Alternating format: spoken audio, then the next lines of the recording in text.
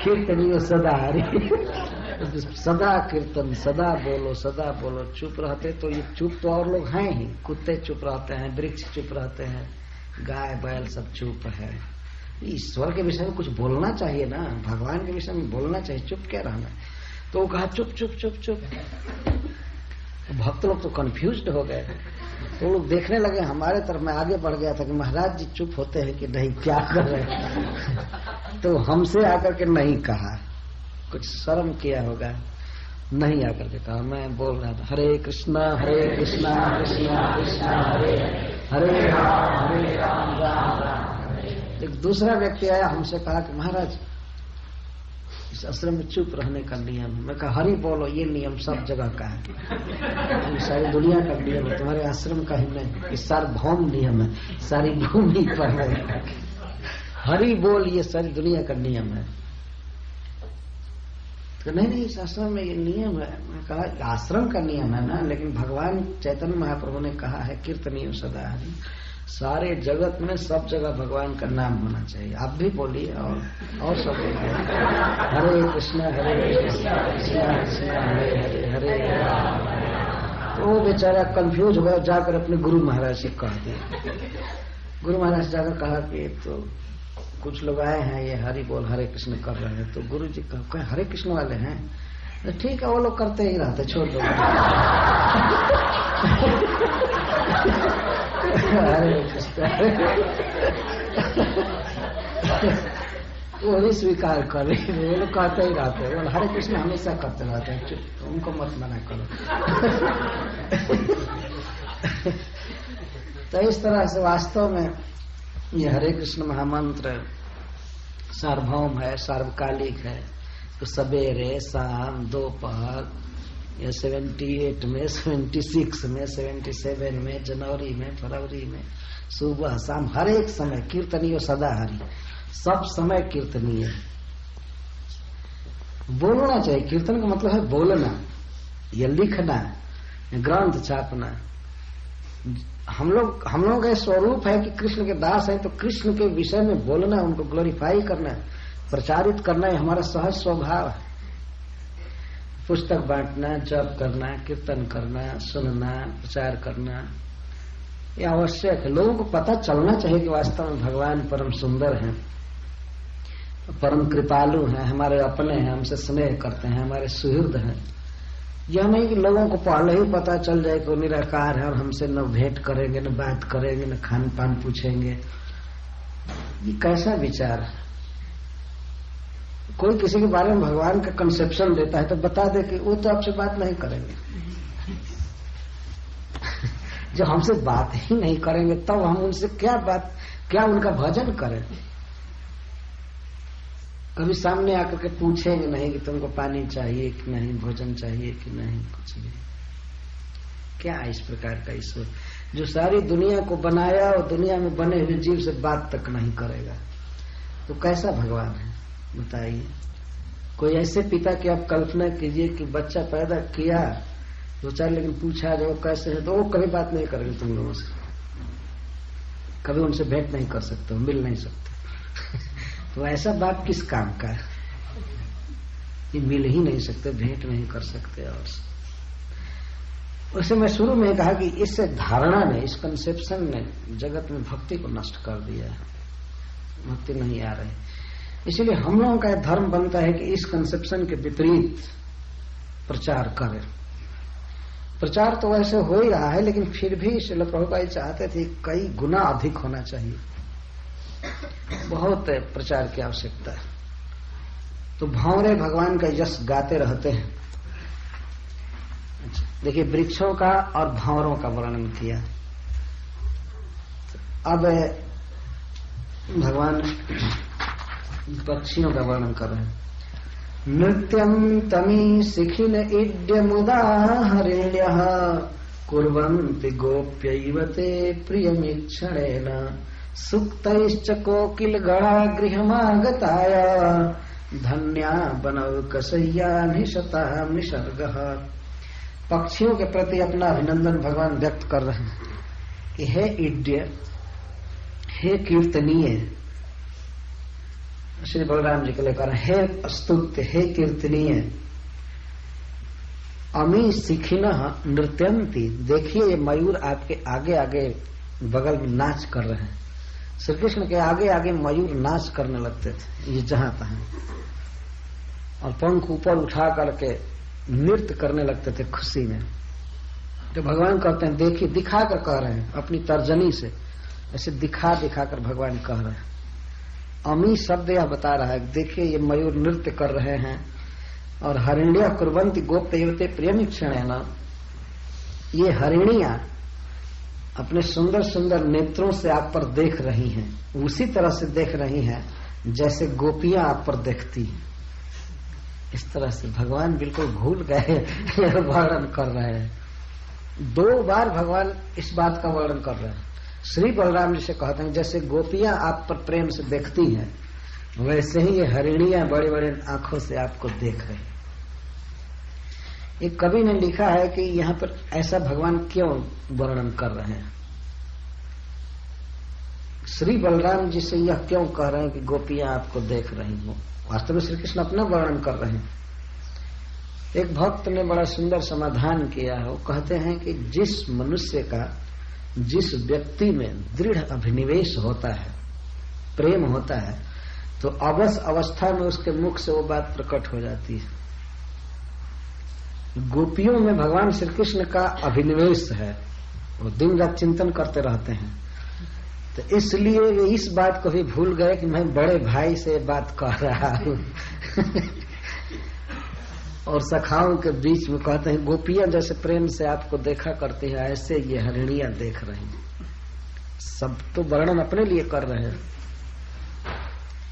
ये तो इस तरह से बड़े भाई से वे कैसे कह सकते थे, लेकिन इसी को अभिनिवेश कहते हैं। भगवान भी गोप अभिनिवेश में है, उस पर भी गोपियों से उनका प्रेम है। जैसे गोपी जनों का दृढ़ प्रेम है कृष्ण में, ऐसे कृष्ण का भी उनमें बहुत प्रेम है, तो वो अवश्य अवस्था में प्रकट हो गया। इस तरह से कह रहे हैं कि हरिणियां वैसे ही आपको देख रही हैं जैसे गोपियां आपको देखती हैं। तो दृष्टि के द्वारा भी सत्कार किया जाता है। नृत्य करना, देखना और अनुकूल बोलना, 3 चीज का वर्णन कर रहे हैं। सुप्तश्च कोकिल गण, प्रेम से आपको देख रहे हैं। जितने भी स्वागत हैं किसी अतिथि के लिए, वो सब कृष्ण के लिए प्रस्तुत किए जा रहे हैं, क्योंकि गृहम आगताय, ये वनवासी पक्षी ऐसा मानते हैं कि वन हमारा घर है और श्री कृष्ण हमारे घर में आए हैं, इसलिए श्री कृष्ण का स्वागत कर रहे हैं। नृत्य द्वारा, गीत द्वारा और स्नेहपूर्ण चितवन द्वारा। सबसे बड़ा स्वागत है प्रेम से देखना किसी अतिथि के प्रति। देखना अनेक प्रकार के गुणों से युक्त होता है। स्नेह से देखना बहुत महत्व रखता है। ऐसा कहा जाता है कि मछलियां स्नेह से देख करके अपने अंडे को पोष देती है। नीति ग्रंथ में मैं पढ़ा, अंडा देती हैं तो अंडा को छूती भी नहीं, केवल दूर से देखती रहती हैं स्नेह से। तो उनके स्नेह भरी दृष्टि में शक्ति होती है कि अंडा बढ़ता रहता है। और पक्षी अपने पंख की छाया से अपने अंडा को बढ़ा देते हैं। अंडा देते हैं और पंख की छाया करते हैं, सहलाते हैं, तो वो अंडा बढ़ जाता है। उसमें भीतर कोई इंजेक्ट नहीं करते हैं, कुछ डालते नहीं है अंडा में, बाहर से ही केवल स्पर्श करते हैं। और ये मैंने सुना है कि कच्छप, कछुआ ध्यान से अपने अंडे को पोष देते हैं। कछुआ कहीं अंडा देता है और दूर रहता है, ध्यान करता रहता है, स्नेह से चिंतन करता रहता है, तो उसके चिंतन मात्र से अंडे बढ़ते रहते हैं। ये प्राकृतिक जीवों की दशा है।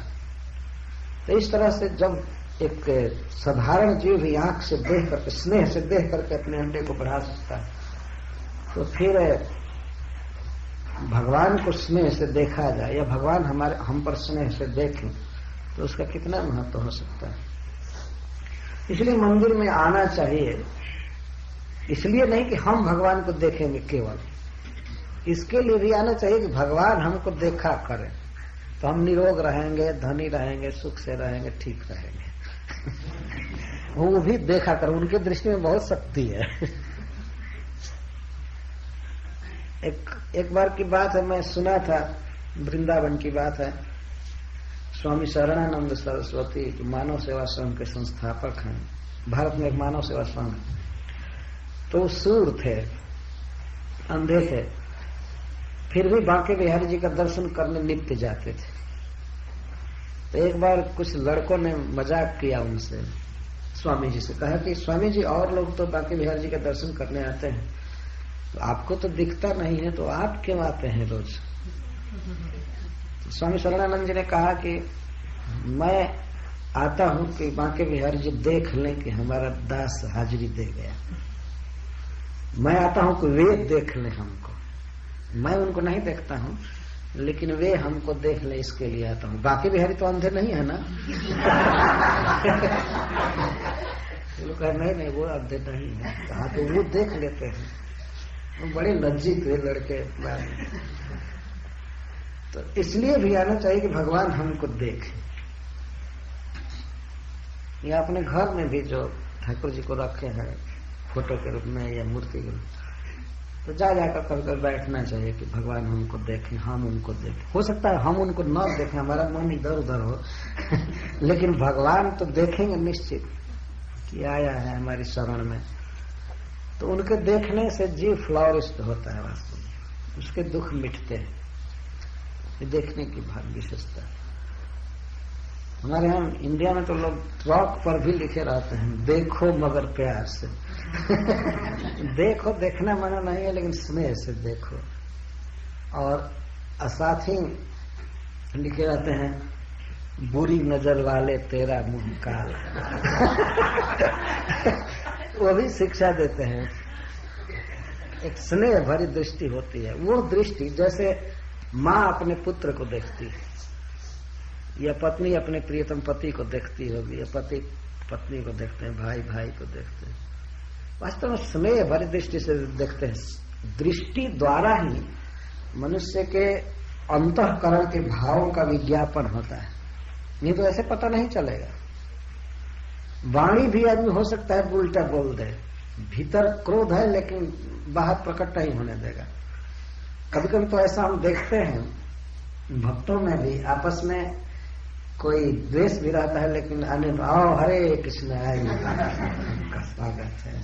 वाणी से पता नहीं चलता है क्रोध का, लेकिन आंखें ऐसी हैं कि कोई इन पर से भावों को दबा नहीं सकता है। आंख ही वास्तविक इंडेक्स है हृदय का। जैसा भाव यहां पर होता है उस तरह की आंखें हो जाती है। बनावटी कोई नहीं कर सकता है। ये लिखा हुआ है कि एक बार ब्रह्मा जी जब शुरू में सृष्टि किए, 4 कुमारों की प्रथम सृष्टि, तो चारों कुमारों को उन्होंने कहा कि बेटा तुम लोगों को भी इस तरह सृष्टि करनी चाहिए। लेकिन वे लोग कहे नहीं, हम ये सब झंझट में नहीं पड़ेंगे, हम तप करेंगे, हम ब्रह्मचारी रहेंगे और सब। तो ब्रह्मा जी को इस बात से, पुत्रों की इस अवज्ञा से क्रोध आ गया। क्रोध आया, लेकिन वे भगवान के पुत्र हैं ब्रह्मा जी, इसलिए उन्होंने सोचा कि क्रोध करना ठीक नहीं है। क्रोध को दबाने की कोशिश की। वाणी से कोई भी साप नहीं दिए, गाली नहीं दिए कि तुम लोग नालायक हो, ये हो, बात को नहीं मानते, कुछ कहा नहीं उन्होंने। वे रोके, वाणी को रोक लिए, लेकिन उनके नेत्रों पर क्रोध आ गया और नेत्र से ही एक रोता हुआ बच्चा पैदा हुआ। बाद में उसने पूछा मेरा नाम क्या होगा, मेरा स्थान क्या होगा। तो ब्रह्मा जी ने बताया कि तुम जन्म लिए, रो रहे थे, इसलिए तुम्हारा नाम रुद्र होगा। और स्थान दिया और सब किया और सृष्टि में लगा दिया। ब्रह्मा जी ने कहा कि तुम सृष्टि करो, क्योंकि रुद्र ने पूछा कि मैं आपकी क्या सेवा करूं। तो ब्रह्मा जी बड़े प्रसन्न हुए कि ऐसे 4 नालायक बेटा हुए कि कहने के बाद भी नहीं माने, और ये बिना आज्ञा के आज्ञा मांग रहा है, क्या सेवा करो। बहुत खुश हुए, कह दे सृष्टि करो। और ऐसा कहा कर ब्रह्मा जी फिर तप में, भजन में लग गए, भगवान से सृष्टि करने लगे, रुद्र सृष्टि करने लगे। तो वे अपने स्वभाव जैसा भूत प्रेत सांप बिच्छू ये सब भरने लगे सृष्टि।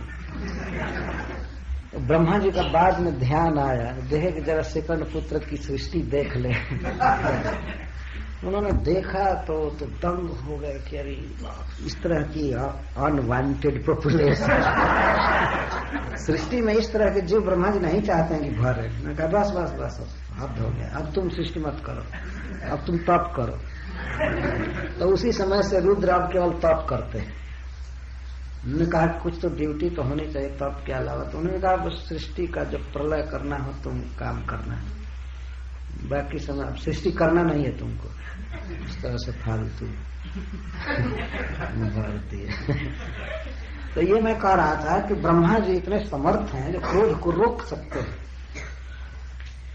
उमड़े हुए क्रोध को वाणी पर नहीं आने दिए, लेकिन आंखों में वो आ गया। इसीलिए सबसे पहले कोई आदमी किसी से काम कराने जाता है, किसी ऑफिसर से, चाहे अपने पिता से ही, तो देखता है उनकी आंखें कैसी हैं, देख लो क्या मूड है। मूड का पता आंखों से चलता है। जैसे मान लीजिए आपने कहा किसी से कुछ काम करने के लिए, किसी से आग्रह किए कि हमारा एक काम होना चाहिए। अगर आपके आग्रह को, आपके रिक्वेस्ट को सुनने के बाद वो आदमी अगर नीचे देखने लगे तो समझ जाए कि आपका काम करना नहीं चाहता। एक ये पहचान है। आपने कुछ कहा और वो आपके सामने ही बिल्कुल देख रहा है बिना हिचकिचाहट के, तो समझिए कि 100% आदमी प्रसन्न है। अच्छा नीचे देखने लगे, चाहे इधर उधर देखने लगे, तब भी समझना चाहिए कि नकारने की एक विधि है। अच्छा कुछ मांगने पर, कुछ कहने पर यह कह दे कि वो आपको पहले कहना चाहिए था, तो इसे भी समझ लेना चाहिए कि एक नकारने की विधा है, ये भी एक विधि है। और वो कह दे कि इस समय तो मैं दूसरे काम में बिजी हूँ, आगे, तो तब भी नकारने की विधि है। 6 प्रकार का नकारना इस तरह से होता है। तो सबसे ज्यादा ये दिखाया गया कि देखो आंखों की क्या दशा है। अब यहाँ पर एक प्रश्न हो सकता है, भगवान कह रहे हैं कि ऋणिया दृष्टि द्वारा ईक्षणे न ते प्रियम कुर्वन्ति, आपका प्रिय कर रही नेत्रों द्वारा। तो नेत्रों से क्या कोई किसका प्रिय करेगा? यही प्रियता है छिपी हुई है वास्तव में।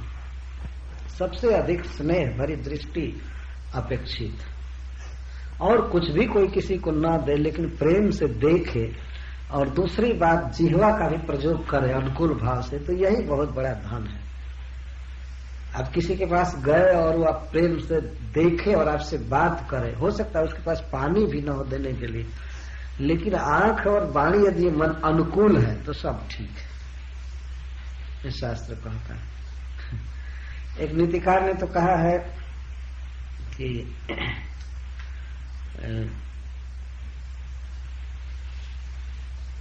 जलम अन्नम सुभाषित पृथिव्याम 3 रत्नानि, इस पृथ्वी पर 3 रत्न हैं, जलम अन्नम सुभाषितम और मुढ़े पाषाण खंडेषु रत्न संज्ञा विधीयते।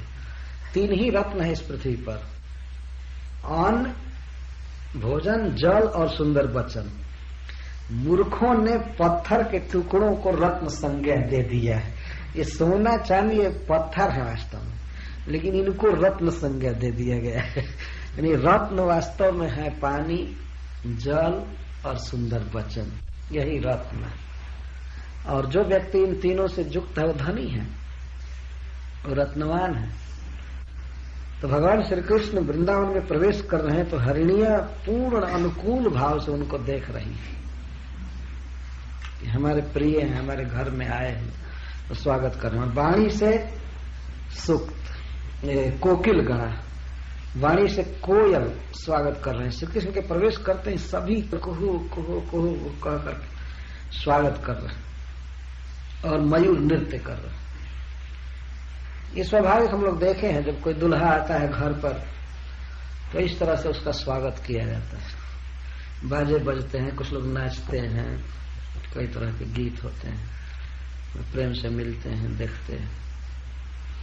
तो श्री कृष्ण तो वृंदावन के वास्तविक नित्य दुल्हा है, प्रवेश कर रहे हैं प्रथम बार, अवतार लिए हैं, अवतार लेकर के अभी गोवत्स चारण कर रहे थे और अब आज अपने घर में प्रवेश कर रहे हैं। लेकिन वो वनवासी पक्षी पशु समझ रहे हैं कि ये हमारा घर है और श्री कृष्ण इसमें प्रवेश कर रहे हैं, इसलिए वे स्वागत कर रहे हैं। तो भगवान श्री कृष्ण कहते हैं कि धन्य है ये मयूर धन्य है, ये हरिणियां धन्य है, कोकिल धन्य है। धन्या बनौकस याम ही सताम निसर्ग, यही है सज्जनों का स्वभाव। भगवान का यान, बस बस यही है साधु पुरुष का स्वभाव। निसर्ग का अर्थ होता है स्वभाव, सर्ग का अर्थ होता है जन्म, और निसर्ग मतलब स्वभाव। अनादि काल से हम लोगों का कुछ स्वभाव बन गया है अलग अलग प्रकृति के जगत में, इस प्राकृतिक जगत में, तो इसको स्वभाव कहते हैं। तो कुछ ऐसे जीव यहाँ पर होते हैं मनुष्यों में जिनका स्वभाव बहुत सुंदर होता है, दूसरों को सुख देना चाहते हैं, हमेशा सुख देते हैं। कुछ ऐसे जीव हैं जिनका स्वभाव दूसरों को दुख देना हो जाता है, जैसे सर्प, ये बिच्छू। सर्प का कोई कुछ भी अपराध न करे, उनको प्रणाम भी कोई करे, उनको छू करके तो डस देंगे। तो उनका वो निसर्ग है।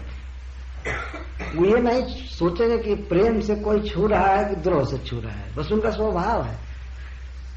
फन से फन काढ़ेंगे और डस देंगे। बिच्छू को आप प्रेम से छुइए लेकिन डंक मार देंगे। कुछ ऐसे आदमी हैं, मनुष्य हैं संसार में, जिनका स्वभाव ही होता है दुख देना दूसरों को। वो चाहे उनके साथ आप प्रेम से मिलिए, चाहे कैसे मिलिए, बस वो डंक मारेंगे। इसको निसर्ग कहते हैं। तो सताम निसर्ग, भक्तों का क्या निसर्ग होता है, साधुओं का स्वभाव क्या होता है कि वे अपने घर में आए हुए अतिथि का स्वागत इस तरह करते हैं, नृत्य करते हैं, प्रेम से देखते हैं और सुंदर वचन बोलते हैं। याम ही सताम निसर्ग, भगवान कहते यही सज्जन का लक्षण। याम शब्द रिजर्वेशन जैसा, बस इतना ही साधु का लक्षण है। प्रेम से बोलना, देखना और आनंद को व्यक्त करना नृत्य आदि द्वारा, गीत द्वारा। नृत्य, गीत और प्रेम से निरीक्षण हो रहा है। तो भगवान यहाँ पर स्पष्ट घोषणा कर रहे हैं कि वृंदावन के जो पक्षी हैं यही वैष्णव है। इसका दो भाव, भगवान के लिए नृत्य करना, भगवान के लिए गीत गाना और भगवान को प्रेम से देखना, यही है वैष्णव का लक्ष्य। इस तरह कृष्ण से जीव का संबंध बढ़े, इसकी चेष्टा करनी चाहिए।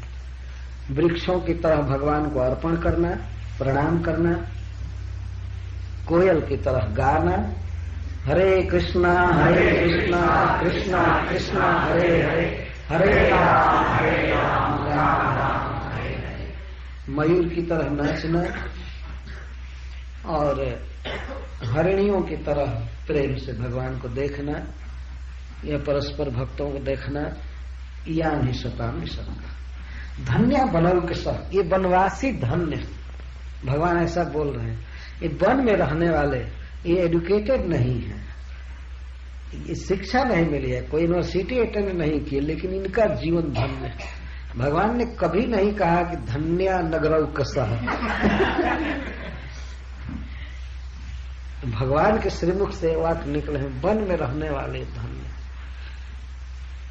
वनवासी हैं, जीव हैं, कोई शिक्षा नहीं है, कोई भाषा भी नहीं जानते, कुछ नहीं जानते, लेकिन श्री कृष्ण का स्वागत करने में अपने पास जो भी गुण है सब लगाती, कुछ बाकी नहीं छोड़े। कोयल के पास भगवान ने गुण दिया, सुंदर स्वर दिया है, तो उसका उपयोग कृष्ण के कीर्तन में कर रहा है। इसी तरह भगवान ने बहुत भक्तों को, बहुत लोगों को सुंदर सुंदर कंठ दिया है, उस कंठ से कृष्ण का भजन गाना चाहिए और नाम कीर्तन करना चाहिए।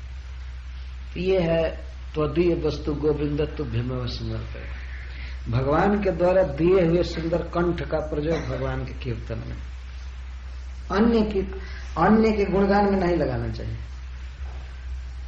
आजकल हम देखें भारतवर्ष में जितने भी बड़े बड़े गायक हैं, वो लोग संसार का गीत गाते हैं, भगवान का गीत नहीं गाते। ज्यादातर जो स्त्रियां हैं वो पुरुष का गुण गाती हैं और पुरुष स्त्रियों का गुण गाते हैं, बस ये सिनेमा सॉन्ग। सारी दुनिया में बस पता नहीं क्यों इतना पड़े हुए हैं वर्णन पर गाते रहते। इसलिए प्रभुपाद जी ने सिखाया हम मानव जाति को कि भगवान का जस गाना चाहिए। और इस समय बड़े बड़े एक्टर लोग, सिनेमा के गायक लोग भगवान का कीर्तन गाने के लिए प्रस्तुत हो रहे हैं इस समय ऐसा चल रहा है इंडिया में। जैसे कुछ कलाकारों को मैं नाम जानता हूं, हेमा मालिनी और क्या क्या, ये लोग अब भगवान के कीर्तन की तरफ झुक गए हैं। तो यहाँ एक संदेह है, एक संदेश है। भगवान कहते हैं कि धन्य बनव कसा, ये वनवासी जीव धन्य है। मनुष्यों से तुलना करने पर उनके पास क्या है? देखिए यहाँ हरिण और मयूर और कोकिल, इनके पास कोई कंप्यूटर नहीं है, फोन नहीं है, कार नहीं है, कोई न्यूज़पेपर नहीं पढ़ते हैं, कुछ भी नहीं है, लेकिन भगवान के मुख से इनके लिए निकल रहा है धन्य। धन्य का अर्थ होता है जिसके पास धन हो। सबसे बड़े धनी यही है भगवान का। जिसके पास धन होता है उसको धन्य कहते हैं, फॉर्चुनेट, सौभाग्यशाली, धन्य है ये। मैं इनके घर में आया हूं, आप इनके घर में आए हैं और हमारा ऐसा स्वागत कर रहे हैं। इनके पास जो कुछ भी है ये सब अर्पित कर चुके, धन्य। और इनको दृष्टांत बना करके कह रहे यान ही सताम निसर्ग, यही सज्जनों का स्वभाव होता है, ये इस तरह मुझसे प्रेम करते हैं। इस तरह भगवान चलकर वनवासी जीवों का स्वागत कर रहे हैं, उनके स्वागत को स्वीकार कर रहे हैं। और अब नीचे पृथ्वी पर देख करके कह रहे हैं धन्येयमद्य धरणी तृणवीरुधस्त्व पादस्पृशो द्रुमलतः करजाभिमिष्टः नद्योद्रयः खगमृगः सदयावलोकैः गोप्योन्तरेण भुजयोरपि यत्स्पृहाश्री। यम धरणी अद्य धन्य, आज यह धरणी धन्य हो गई। ऐसे तो पहले से ही यह धन्य है। भगवान के कहने का आशय है कि मैं 12 रूप से इसको अपने दांतों पर लिया, इसको धारण किया हूं, वामन देव के रूप में होकर के इस पर मैं पदन्यास किया, इसको नापा। तो यह पृथ्वी तो धन्य पहले से ही है, लेकिन आज यह और अधिक धन्य हो गई। कैसे?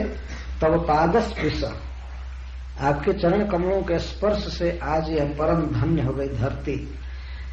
धन्य है तृण, धन्य है लताएं, और धन्य है वृक्ष और पुष्प। करजा विमृष्ट, जो आपकी अंगुलियों का स्पर्श पा रहे हैं, आप अपने नखों से, अपनी अंगुलियों से इनके फल फूल को ग्रहण कर रहे हैं, इसलिए यह द्रुम, लता, तृण, विरुद्ध, ये सब धन्य हो गए।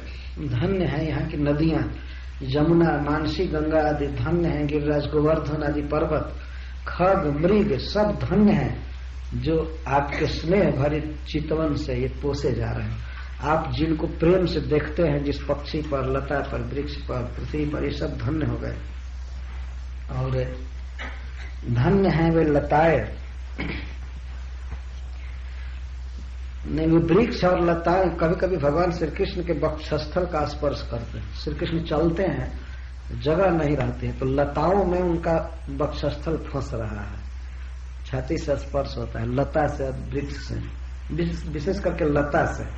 तो भगवान श्री कृष्ण कहते हैं हे देव, हे श्री बलराम, देखिए इन लताओं के भीतर ऐसी स्पृहा है, ये आपके वक्षस्थल का स्पर्श कर रही हैं जैसे गोपियां आपके वक्षस्थल का स्पर्श करना चाहती हैं। पुनः वही अभिनिवेश प्रकट हो रहा है। लताओं को देख करके भगवान को गोपिकाओं का स्मरण हो रहा है। उसको उद्दीपन विभाव कहा गया है भक्ति रसम सिंधु में।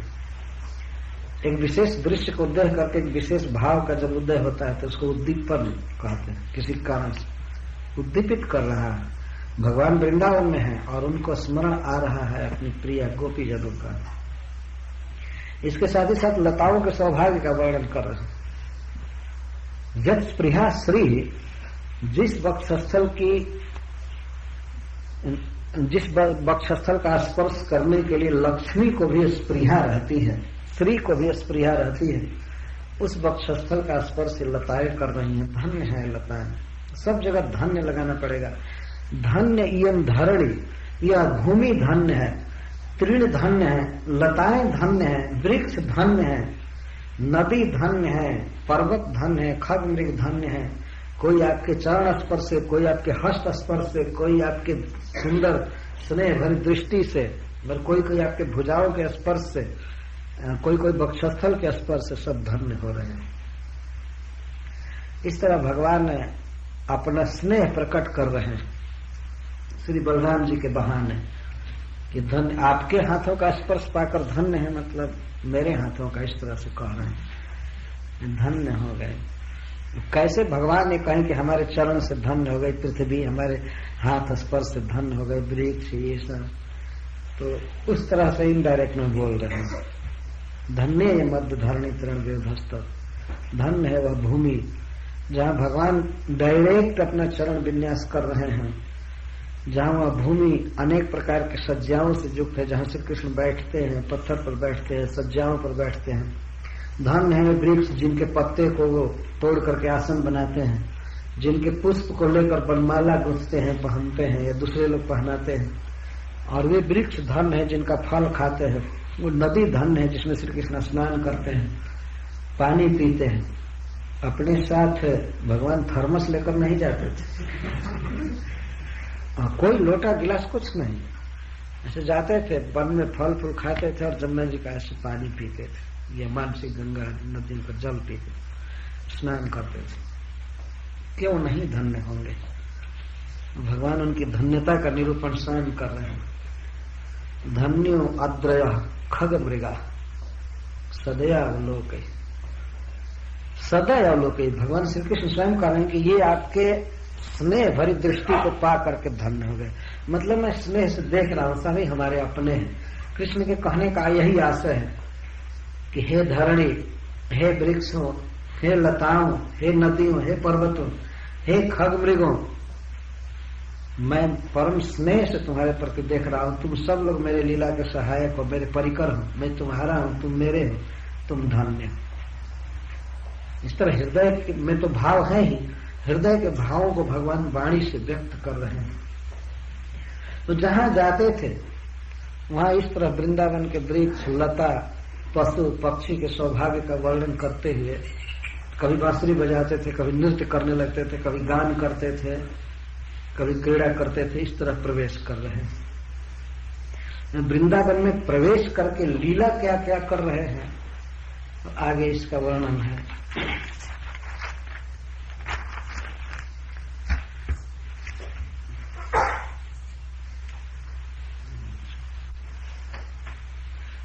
मैं तो 9:35 में इंडिया की घड़ी पर रख कितना समझ रहा है? 12। तो वृंदावन में प्रवेश करके श्री कृष्ण क्या लीला करते हैं इसको बाद में कहेंगे, और फिर धेनुकासुर का वध करेंगे। अभी वृंदावन प्रवेश की लीला हुई उनकी, प्रवेश करके क्या क्या लीला करेंगे ये वर्णन बाकी है। हरे कृष्ण।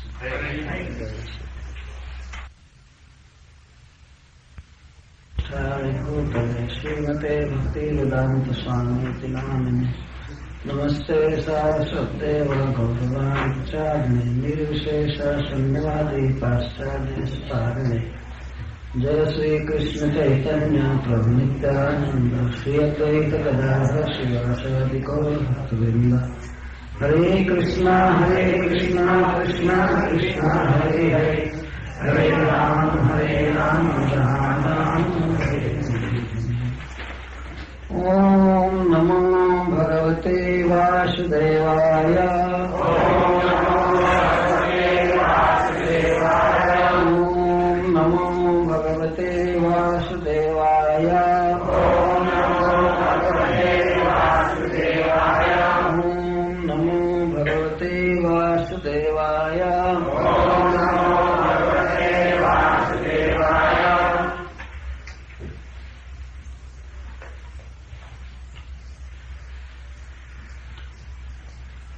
वृंदावन में प्रवेश करके श्री कृष्ण किस तरह लीलाएं किया करते थे उसका अतिदेशम आह, अतिदेश कहते हैं संस्कृत। नमूना, नमूना का इंग्लिश क्या होता है? तो प्रतिदिन प्राय श्री कृष्ण इस तरह की लीलाएं किया करते थे और इस तरह श्री शुकवाच एवं वृंदावनम श्रीमत्कृष्ण प्रीतमनः पशुं रेमे संचारयन् अग्रे सरितरोदशशानुगः। श्री शुकवाच एवं श्रीमद् वृंदावनम, इस प्रकार अतिशय शोभा से युक्त वृंदावन में श्री कृष्ण शानुगः अपने अनुगामियों के साथ, श्री बलराम जी आदि के साथ प्रीत मना प्रसन्न मन से अद्री के गोवर्धन पर्वत के सानुसु घाटियों में और सरित रोधसु गोवर्धन के समीप बहने वाली मानस गंगा आदि के तटों पर पशु संचारयन रेमे, पशुओं को चराते हुए विहार करते थे। ये मुख्य लीला के स्थान का निर्देश कर रहे हैं। अद्रह सरित रोधसु, अद्री के सरित रोधों पर, तटों पर। रोध का अर्थ होता है बैंक, नदियों के दोनों तट को सरित रोध करते हैं, जल के वेग को रोकता है तट, सरित रोध। बहुवचन का प्रयोग है। पहले जिस समय भगवान श्री कृष्ण लीला करते थे ब्रज में तो बहुत छोटी छोटी नदियां बहती थी, गोवर्धन पर्वत से भी नदियां निकलती थी जिसमें मानसी गंगा प्रसिद्ध नदी थी, और वैसे हिमालय से निकलने वाली यमुना नदी तो प्रसिद्ध है जो ब्रज से होकर बहती थी, आज भी हैं। और यमुना के पूर्वी तट पर 5 वन हैं और पश्चिमी तट पर 7 वन हैं जिनको द्वादश कानन कहा जाता है। द्वादश कानन, जहाँ जहाँ लीला कैल श्री नंदन। तो यमुना के इन 12 वनों में भगवान विविध लीला करते हैं आज भी। जहाँ जहाँ लीला कैल श्री नंदन है, तो वास्तव में संपूर्ण ब्रजमंडल इन 12 वनों में विभक्त है। उनके बहुत क्षेत्र हैं, प्राय 12 वनों में ही सारा ब्रजमंडल विभक्त है। और यहाँ तक कि मथुरा नगर मधुबन के अंदर माना जाता है। और एक बार तो सबके लिए वृंदावन शब्द का प्रयोग किया जाता है, ब्रजमंडल शब्द का प्रयोग किया जाता है, माथुर मंडल शब्द का प्रयोग किया जाता है संपूर्ण ब्रजमंडल के लिए। तो सुंदर वृंदावन में श्रीमद वृंदावन शब्द का प्रयोग है। श्रीमत, श्री का अर्थ है सुंदरता, मत माने युक्त वाला। परम सुंदर वृंदावन में श्री कृष्ण पशुओं को चराते हुए इस तरह रमते थे, और विशेष करके गोवर्धन के तलहटी में और मानसी गंगा आदि के तटों पर तो किस तरह वे विहार करते थे इसका वर्णन करते हैं। क्वचित गायति गायत्सो मदान्धालिस्वनुव्रत उपगीयमान चरित स्रग्वी संकर्षणान्वितः। क्वचित कस्मिंश्चित् प्रदेश से कदाचित इति वा। क्वचित का अर्थ होता है किसी किसी स्थान पर अथवा कभी कभी श्री कृष्ण भंवरों के साथ गाने लगते थे। मदान्ध अलिसु गायत्सु सत्सु गायती। भंवरे कहीं कहीं गाते थे फूलों पर बैठ करके, तो श्री कृष्ण उनके स्वर में स्वर मिलाकर, उनके स्वर का अतिक्रमण न करके उनके साथ गाने लगते थे जगह जगह। प्राय चलते से चलते थे भंवरे की तरफ थोड़ा थोड़ा भन भन भन भन भन भन भन वो भी गाते थे, और बच्चों से कहते थे तुम लोग भी गाओ, अधिक मत बोलना, कम मत बोलना, मिलान करके गाने लगते थे।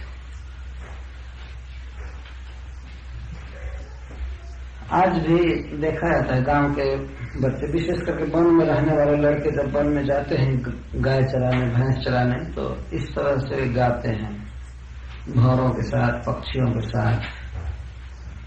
और कोयल के साथ तो प्राय देखा जाता है। आजकल कोई भारतवर्ष में जाकर देखे, प्राय कोयल कुहू कुहू करती रहती है, पीछे से बच्चे उसी का अनुकरण करते हैं। और कभी कभी तो ऐसा भी देखा गया है कि बच्चों के गाने से कोयल और निरंतर गाते रहते हैं कू कू कू कू ऐसा करते रहते हैं। तो श्री कृष्ण भी इस तरह की लीला किया करते थे। पहले भौरों के साथ गाने का वर्णन कर रहे हैं। और आप क्रिया समझ रहे हैं, संस्कृत की यह भूतकालीन क्रिया का प्रयोग नहीं है, वर्तमान क्रिया का प्रयोग है, मतलब प्रेजेंट टेंस में है, गायति। इससे यह सिद्ध होता है कि यह नित्य लीला है भगवान की। सुखदेव गोस्वामी जब कथा कह रहे हैं तो ऐसा नहीं कह रहे हैं कि कृष्ण गाते थे, कृष्ण गाते हैं, ऐसा प्रयोग करते हैं। क्वचित गायति,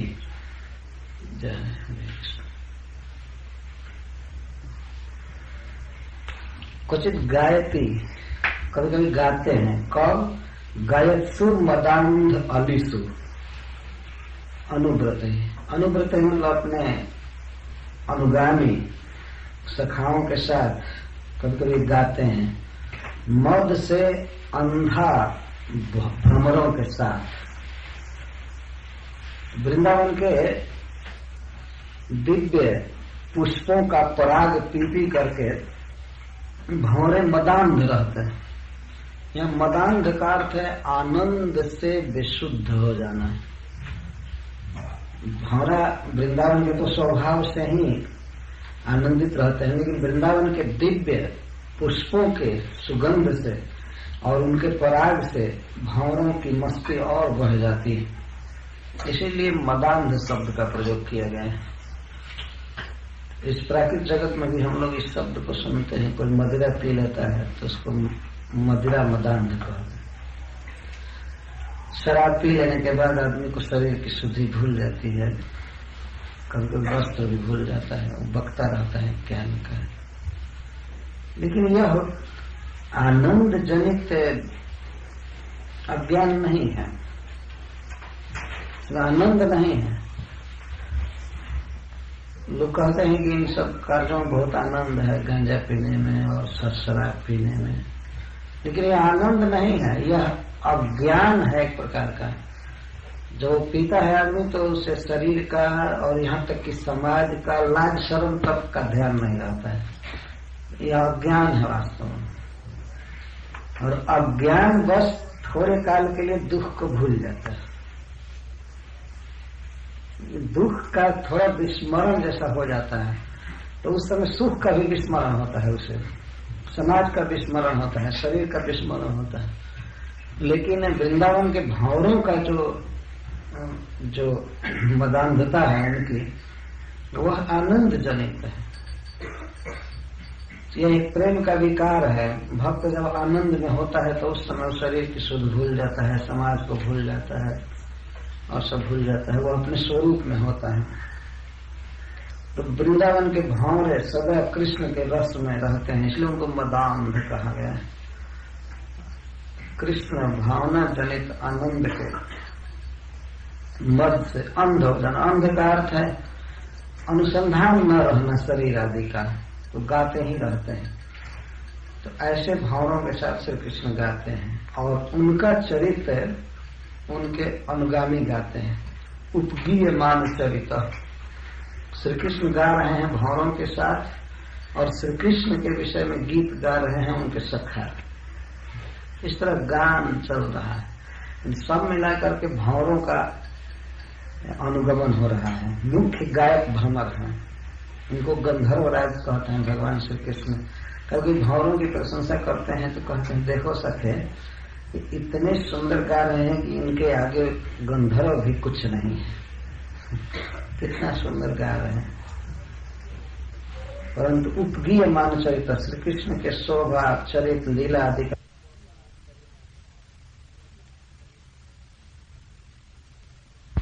और स्रग्वी कहते हैं मालाधारी, पुष्प माला वाले। श्री कृष्ण का एक नाम ही है वनमाली, हमेशा पुष्प की माला पहनते रहते हैं। और वृंदावन में जब वे प्रवेश करते हैं तो वृंदावन की अधिदेवी योग माया वृंदा देवी क्षण क्षण में नई नई मालाएं अर्पित करती रहती हैं, या सखा भी नया नया माला बनाते रहते हैं, धारण कराते रहते हैं। तो इसलिए स्रग्वी अलग से शब्द दिया जा रहा है। माला वाले, विशिष्ट मालाधारी। श्री कृष्ण वृंदावन में हजारों माला एक दिन में धारण करते हैं। सखा बना कर लाता है, कहता है हमारी माला धारण करो। और गोपी जन छिप करके आती हैं वन में, तो वे भी भगवान श्री कृष्ण को माला अर्पित करती हैं, राधा रानी अर्पित करती हैं, योग माया अर्पित करती हैं, वृंदा देवी अर्पित करती है। और प्रत्येक वृक्ष चाहता है कि हमारे पुष्प की माला धारण करें, लताएं चाहती हैं हमारे पुष्प की माला धारण करें। तो इस प्रकार निरंतर माला उनकी बदलती रहती है, नई नई माला धारण करते हैं।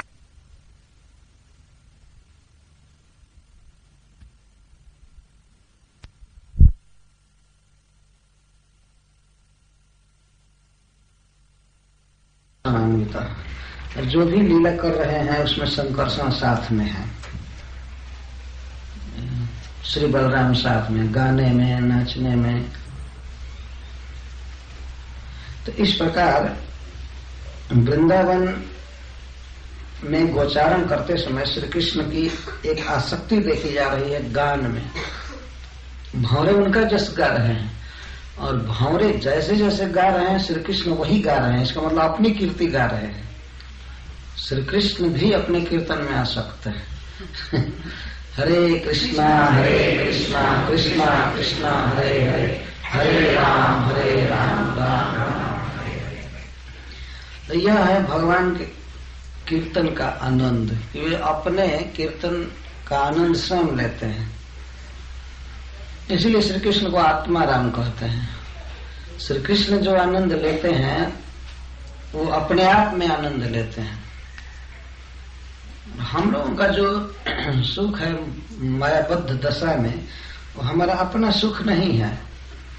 जैसे हम लोग बाहर की हवा से आनंद लेते हैं, भोजन से आनंद लेते हैं, बाहर के लोगों से आनंद लेते हैं, वो हमारा अपना आनंद नहीं है। लेकिन श्री कृष्ण अपने आनंद से आनंदित रहते हैं, उनको बाहरी वस्तु की आवश्यकता नहीं होती, तो अपना कीर्तन अपने आप करते हैं। इसीलिए एक ग्रंथ है कवि कर्ण बिलोमंगल ठाकुर के द्वारा लिखा हुआ, जिसका नाम है कृष्ण कर्णामृत। उसका अर्थ है कृष्ण के कानों के लिए अमृत। जो श्लोक है कृष्ण कर्णामृत के, वो कृष्ण के कर्ण के लिए अमृत। श्री कृष्ण स्वयं सुनते हैं उसको, वे आनंदित होते हैं। कभी कभी भक्त लोग प्रश्न करते हैं कि भक्ति का अर्थ है भगवान की सेवा करना है, तो नाम कीर्तन करना कौन सेवा है भगवान की? कभी कभी पूछा करते हैं भक्त लोग। भज सेवायाम, संस्कृत के भज धातु से भक्ति बनी हुई, और भज का अर्थ किया गया है सेवायाम। सेवा को भक्ति कहते हैं। तो नाम कीर्तन करना या भागवत पढ़ना, जप करना, ये कौन सेवा है भगवान की? तो यह सेवा है, क्योंकि भगवान श्री कृष्ण को यह सुख देती है। भक्ति हलादनी शक्ति की वृत्ति है, से सुख मिलता है। जब हम लोग जप करते हैं, भागवत पढ़ते हैं, सुनते हैं, तो श्री कृष्ण को उससे सुख मिलता है। यह सिद्धांत है। इस तरह भगवान की बहुत बड़ी सेवा है। भगवान का नाम जप करना भी भगवान की बहुत बड़ी सेवा है, और जीव की शुद्धि होती है, इसलिए भगवान खुश होते हैं। और यह सच्चिदानंद नाम और रूप है, चरित है, इसलिए श्री कृष्ण को इसको सुनने में आनंद आता है। तो कृष्ण का कीर्तन करना, भागवत पढ़ना, जप करना, यह सब भक्ति के अंदर माना जाता है। इसीलिए तो भक्ति में पहले श्रवण है, श्रवणम कीर्तनम विष्णु स्मरणम पाद सेवनम, यह भक्ति है। इससे श्री कृष्ण को सुख मिलता है। अच्छा, अनु जलपति जलपंतम कल वाक्य सुखम क्वचित, क्वचित जलपंतम सुखम कल वाक्य अनु जलपति। कहीं कहीं तोते बोलते हैं, सुगा बोलते हैं, तो सुगा के बोलने के साथ ही टे टे उनके समान कृष्ण बोलते हैं। आप लोग सुने हैं ना सुगा का बोलना, किसी किसी घर में सुगा रखे जाते हैं, सुख। और श्रीमद् भागवत के वक्ता हैं सुख, इनका नाम सुख था। क्यों सुख नाम इनका पड़ा? सुखदेव गोस्वामी की बोली तोते के समान मधुर और अच्छी है, इसीलिए इनका नाम दिया गया सुख। और कुछ आचार्यों का कहना है कि राधा रानी के सुख हैं नित्य लीला में, वही अवतार लिए थे श्रीमद् भागवतम कहने के लिए, इसलिए उन्हें सुख कहा गया। श्री शुकावाच। तो सुख एक पक्षी होता है हरे हरे पंख वाला और बहुत सुंदर बोलता है सुख। तो सुख पक्षी जैसे जैसे बोलते हैं तो कभी कभी उससे भी अधिक सुंदर वाक्यों में श्री कृष्ण जलपंतम जल्पना करते हैं। अनुजलपति, ये सब जगह वर्तमान क्रिया का प्रयोग है। अनुजलपति तो क्वचित सवल्गु कुजंतम अनुकुजति कोकिलम, और कहीं कहीं कोयल मनोहर स्वर में कुहू कुहू शब्द करते हैं, तो उनका अनुकरण करते हुए श्री कृष्ण कूजते हैं और उनको भी डिफीट कर देते हैं, पराजित कर देते हैं। कोयल से भी अधिक मधुर बोलते हैं, कभी सुगा के साथ बोलते हैं, कभी कोयल के साथ बोलते हैं। क्वचित च कलहंसा नाम अनुकूजति कूजतम, और कहीं कहीं कलहंस राजहंस कूजते हैं, किसी सरोवर में बोलते हैं तो उनकी बोली का अनुकरण करते हैं। अभिनृत्यम नृत्यंतम बर्हिणम हास्यन क्वचित, और कभी कभी मयूर नाचते हैं तो उनके साथ वे भी नाचने लगते हैं। मयूर अपना पंख फैला करके नाचते हैं तो श्री कृष्ण अपना पीताम्बर फैला करके नाचने लगते हैं। इस तरह अनुकरण करते हैं और इतना सुंदर नाचते हैं कि हास्यन क्वचित, उनका उपहास तक कर देते हैं। मतलब मयूर से अधिक सुंदर नृत्य करते हैं, ये कहने का आशा है। मयूर का नृत्य प्राय आप लोगों ने देखा होगा, पंख को चारों तरफ ऊंचा करके और ऐसे नाचते हैं। खास करके जब आकाश में मेघ छाते हैं तब, मेघ गरजते हैं तब मयूर नाचने लगते हैं। ब्रज में वृंदावन में बहुत मयूर है, आज भी बहुत मयूर हैं। और बरसाने में जहां तहां जाने पर कभी कभी नाचते हुए देख सकते हैं, खास करके बरसात में प्राय हम लोग देखते हैं नाचते हुए मयूर। तो श्री कृष्ण इतना सुंदर नाचते हैं, मोरों की नकल करते हैं कि उनसे भी अधिक सुंदर लगते हैं। मेघ गंभीरया वाचा नाम भीर दुर्गान पशुन क्वचित दाहयति प्रत्या गोपाल मनुज्ञया। कभी कभी ऐसा होता है कि जब पशु दूर चले जाते हैं तो श्री कृष्ण उन्हें पुकारते हैं बांसुरी में और कभी कभी बिना बांसुरी के, हे श्यामली, हे धवली, हे सुरभि, इस तरह गौओं का नाम रख रख कर पुकारते हैं। कैसी वाणी से? मेघ गंभीर आवाज, मेघ का गर्जन आप लोग सुनते हैं, बादल जिस तरह गरजता है इतने ऊंचे ध्वनि में बुलाते हैं गौओं को, बहुत मधुर और ऊंची आवाज में, मेघ गंभीर आवाज। और श्री कृष्ण की वह बोली गौओं और गोपों को बहुत मनोज्ञ लगती है, बहुत मधुर स्वर से पुकारते हैं। इस तरह भगवान की ये बोली है। नित्य लीला में क्या क्या श्री कृष्ण करते हैं उसका थोड़ा सा दिग्दर्शन करा रहे हैं। इसको स्थाली पाक न्याय कहते हैं संस्कृत में। स्थाली का अर्थ होता है बटलोही, बर्तन जिसमें भात बनाया जाता है या खीर बनाया जाता है। तो उस बर्तन के एक चावल को छू करके देखा जाता है पक गया, तो एक चावल पक गया है तो उससे पूरा अनुमान कर लिया जाता है, पूरा चावल फूक गया। प्रत्येक चावल को छू कर नहीं देखना पड़ता है ना, एक चावल छू लेने से पता चल जाता है। तो इसको स्थाली पाक न्याय कहते हैं। सुखदेव गोस्वामी एक दिन की, और वह भी एक दिन की लीला में एक चावल छू रहे हैं। ऐसे तो अनंत लीला है भगवान की, लेकिन उस तरह के छोटी सी लीला का उल्लेख करके उसके द्वारा अन्य लीलाओं का संकेत कर देते हैं। तो श्री कृष्ण की यह बोली है, उनका नृत्य है, उनका गान है। कभी गाते हैं, कभी बोलते हैं, कभी नाचते हैं। बताइए, परम सत्य भगवान है, कभी निराकार हो सकते हैं, कभी कल्पना आ सकती है इन लीलाओं को पढ़ने पर कि भगवान निराकार है। कौन ऐसा अभागा होगा जो इस तरह की बोली न सुनना चाहे, उनको नाचते हुए न देखना चाहे। तो भगवान ने कैसे हैं? परम सत्य भगवान एक व्यक्ति हैं, और केवल व्यक्ति ही नहीं है, लीलायमान है। वो लीला कर रहे हैं, उनके एक्टिविटीज हैं। जन्म कर्म च में दिव्यम। यह है कि उनका जन्म और उनका कर्म दिव्य है, हम लोगों जैसा नहीं है, इससे भिन्न है। लेकिन जन्म कर्म है दिव्य है। भगवान इतना कहते हैं दिव्य है, तो दिव्य से और हम लोगों के जन्म कर्म से क्या भेद है, ये समझना चाहिए। प्रत्येक मनुष्य का कर्तव्य है। जो भी हो, पहले भगवान के कर्मों को, भगवान की लीलाओं को जानना है।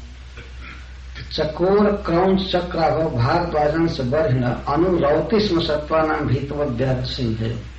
और कभी कभी वृंदावन में बाघ और सिंह गरजते हैं। वहाँ बाघ और सिंह भी हैं, लेकिन वृंदावन के बाघ और सिंह है क्रूर नहीं है। एक जगह वर्णन आया हुआ, श्री कृष्ण चूंकि वहां रहते हैं, इसलिए वहां के सभी जीवों में परस्पर प्रेम होता है, एक दूसरे पर आक्रमण नहीं करते हैं। परंतु फिर भी कुछ पशुओं का स्वभाव होता है कि वे बाघ के गरजने से या सिंह के गरजने से बहुत भयभीत हो जाते हैं। पक्षी, चकोर, चक्रवाह, भारद्वाज आदि पक्षी होते हैं। जब बाघ गरजता है तो वे लोग भयभीत होकर के बोलने लगते हैं। तो श्री कृष्ण भी बाघ सिंह के गरजने पर जब पक्षी चिल्लाते हैं तो उसी तरह से ये भी चिल्लाने लगते हैं। तो प्रश्न होगा कि बाघ सिंह कौन है जो श्री कृष्ण में भय उत्पन्न कर रहे हैं। जो वृंदावन लीला में भगवान के भीतर भी भय उत्पन्न करना है, यह तो निश्चित है कि भगवान के प्रिय भक्त ही हैं जो बाघ और सिंह के रूप में ऐसा कर्म करते हैं। भयभीत होना एक श्री कृष्ण को आनंद देता है, यह एक लीला है। वो सचमुच के भयभीत होते हैं। जैसे माँ जसोदा के बंधन से डर गए, ये मुझे बांधेगी, मारेगी, रो रहे थे, तो उनका नाटक नहीं है, ये भगवान का स्वरूप है। पर उस अवस्था में भी वे ब्रह्मा शिवादि के कंट्रोलर हैं, काल के भी काल है। इसीलिए माता कुंती अपनी स्तुति में कहती हैं कि जब मैं आपकी उस दशा का स्मरण करती हूँ तो मैं समझ नहीं पाती हूँ कि ऐसा आप क्यों करते हैं। यदि कोई कहे कि आप नाटक कर रहे थे तो नहीं, नाटक नहीं था। कुंती ने अपनी आंखों से देखा था कृष्ण की उस लीला को। श्रीपाद वल्लभाचार्य जी अपनी सुबोधिनी टीका में लिखते हैं कि जिस दिन उखल बंधन हुआ था उस दिन दीपावली थी, और पृथा मथुरा से गोकुल गई थी नंद बाबा के यहाँ। मथुरा में रहती थी वसुदेव जी की बहन पृथा, तो वह गई थी उस दिन। तो उसने अपनी आंखों से देखा था कृष्ण का बंधन, और कृष्ण रो रहे थे। तो उसी को महाभारत युद्ध के बाद कुंती कह रही है कि जब गोपी जसोदा ने आपको बांधने के लिए रस्सी उठाई थी, उस समय जो आपकी दशा हो गई थी, उसे देख करके मैं मोहित हो जाती हूँ, भ्रमित हो जाती हूँ कि जिससे साक्षात भय भी भयभीत होता है उसकी यह दशा।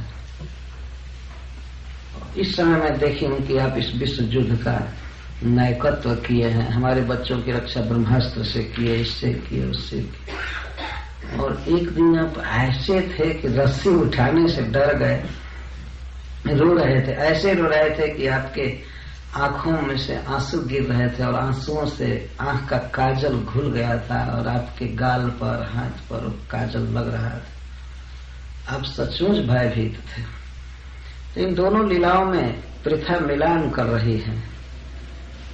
एक तो ऐसा पोजीशन है कृष्ण का कि समस्त देवताओं के नायक हैं, काल के भी काल हैं, लेकिन इसके साथ ही साथ इतने मधुर हैं कि मां यशोदा के भय से रो भी रहे थे। पर श्री कृष्ण रो रहे हों या काल पर शासन कर रहे हों, दोनों समय में वो भगवान है। ऐसा नहीं समझना चाहिए कि जब वो रो रहे हैं तो भगवान नहीं रह गए हैं,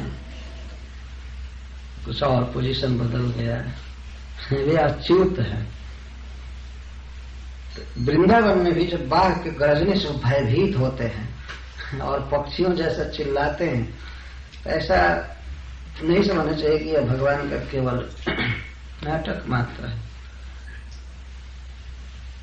श्री जीव गोस्वामी ने अपने भगवत संदर्भ नामक 60 संदर्भ के अंदर बहुत सुंदर विवेचन किया है भगवान के स्वरूप का। यह नित्य लीला है। क्वचित क्रीड़ा परिश्रांतम गोपोत्संगोपबर्हणम स्वयं विश्रमत्यार्जम पाद संवाहना। और कभी कभी जब गोपों के साथ मल्ल युद्ध करके पहलवानी करके या और क्रीड़ा से बलराम जी थक जाते हैं, तो थकते हैं तो किसी गोप के गोद में अपना सिर रखकर बलराम जी सो जाते हैं किसी वृक्ष के नीचे। बहुत क्रीड़ा करने से थक जाते हैं, क्रीड़ा परिश्राम। तो उस समय श्री कृष्ण श्री बलराम जी का परिश्रम दूर करते हैं। पाद संवाहनाद भी, श्री कृष्ण चरण दबाने लगते हैं, पंखा झलते हैं, मधुर गीत गाते हैं। इस तरह श्री बलराम जी को श्रम रहित करते हैं। स्वयं विश्रमति अर्जुन, क्योंकि बलराम जी बड़े भाई हैं, तो बड़े भाई की चरण सेवा करना छोटे भाई का धर्म है। शास्त्र भी ऐसा कहता है कि बड़ा भाई पिता के समान माना जाता है और बड़े भाई की पत्नी मां के समान मानी जाती है। तो सेवा कर रहे हैं श्री कृष्ण, चरण संवाह। स्वयं विश्रमति, जो कि थके हैं वे भी, श्री कृष्ण भी थके हैं, साथ में खेले हैं, कूदे हैं, सब किए हैं, लेकिन फिर भी जब बलराम जी पेड़ के नीचे सोते हैं किसी सखा के गोद में सिर रख करके, तो श्री कृष्ण पाद संवाहनाद भी विश्राम चरण दबाते हैं। आजकल के लड़के तो पिताजी का भी चरण नहीं दबाते हैं, भाई का दबाना तो बहुत दूर की बात है। है ना? अब यह परंपरा दूर होती जा रही है।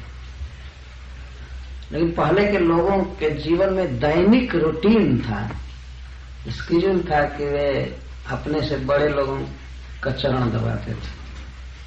अभी भी भारतवर्ष में कहीं कहीं यह परंपरा चल रही है। ये सीखने की बात,